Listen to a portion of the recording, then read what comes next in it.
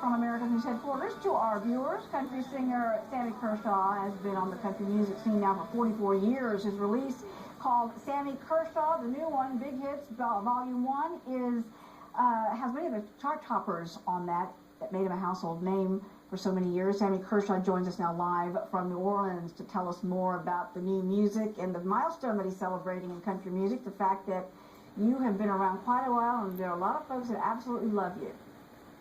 Oh, I've been around a long, long time.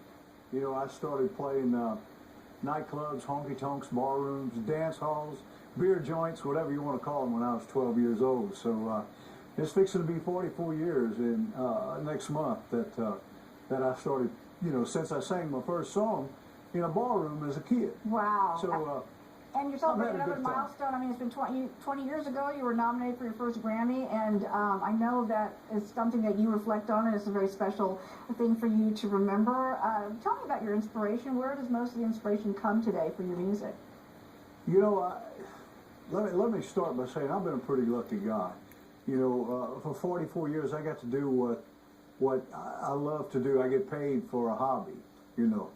And but you know, when I was a little bitty kid, my mom and dad used to listen to country music. I'm talking about Hank Williams, George Jones, Merle Haggard, Conway, Loretta, Tammy Wynette, Ray Price, and of course we're starting to lose a lot of those legends, you know. But I can remember being 4 or 5 years old, learning those songs, and I can, believe it or not, I can also remember when I was about 5 years old when George Jones sang a song.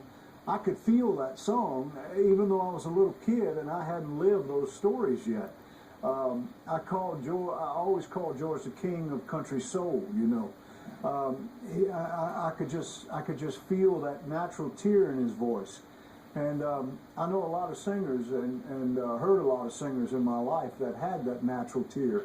One of them was the late Mel Street, and Hank Williams, of course, had it. And believe it or not, Ronnie Van Zant had a natural tear in his voice. To me, Ronnie Van Zant with the Leonard Skinner Band, who died in the plane crash years ago, I always thought he was just a great country singer in a rock and roll band, you know.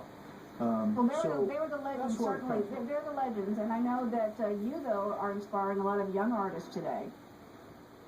Well, I don't know about that. I hope I've done well enough to make some other young artists feel what I felt and what I got out of music when I was just a little boy, you know.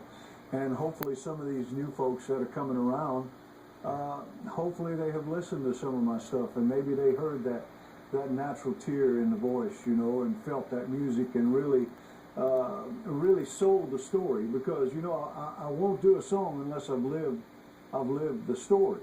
No matter how much of a big hit record I think it might be, I'll turn it down if I haven't lived it. Well, I'm a big fan, I have to tell you, and I hear that in your music. I feel that tear coming down as you sing some of those songs, and we love having you on.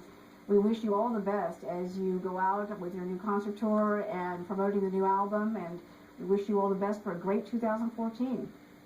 Well, I appreciate it. We're gonna have a good year. I believe 14 is going to be a great year for us, and a lot of boys, as Joe Diffie and Aaron Tippin, we're out on the Roots and Boots tour, and we're just going to have a ball. And I really thank you for having me on today, and hopefully I'll see you soon. I would love it. Thank you. All the best to you.